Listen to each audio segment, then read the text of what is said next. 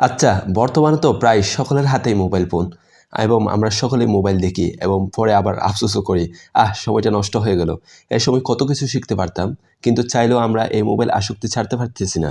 আচ্ছা, যদি এমন হতো যে আমরা এই মোবাইল থেকেই প্রতিদিন কিছু না কিছু শিখতেছি এবং প্রতিদিন নিজেকে একটু, একটু হলেও ইমপ্রুভ করতেছি। হ্যাঁ, এটা সম্ভব। তবে তার জন্য আমাদেরকে ছোট, ছোট অভ্যাসগুলোকে পরিবর্তন করতে হবে। অনেকেই ভাবে যে ছোট অভ্যাস পরিবর্তনের মাধ্যমে কিছু সম্ভব না।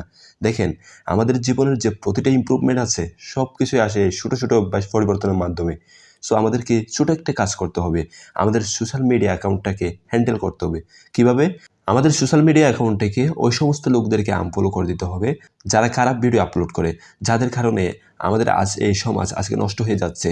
এবং ওই সমস্ত লোকদেরকে ফলো করা শুরু করতে হবে আপনাকে যারা কিনা ভালো ভিডিও আপলোড করে, যারা ভালো কিছু পোস্ট করে। এতে করে তাদের থেকে আপনি প্রতিদিন কিছু না কিছু নলেজ শিখতে পারবেন। ওই যে বাংলায় একটা প্রবাদ আছে না, সৎসঙ্গে সর্ববাস, অসৎসঙ্গে সর্বনাশ। এখন প্রশ্ন হচ্ছে, আপনি কাকে ফলো করবেন? উত্তরটা খুবই সহজ। আপনার যাকে ভালো মনে হয়, আপনার যাকে মনে হয় যে আপনি তার থেকে কিছুটা নলেজ শিখতে পারবেন, আপনি তাকেই ফলো করেন। আর আপনি যদি আমার কথা বলেন তাহলে আমি বলবো আমি অনেককেই ফলো করে থাকি।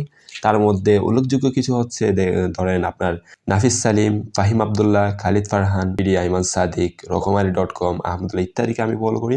সো আপনিও ভালো লোকদেরকে ফলো করা শুরু করেন। এতে আপনার নলেজও আস্তে আস্তে ইমপ্রুভ হবে ইনশাআল্লাহ।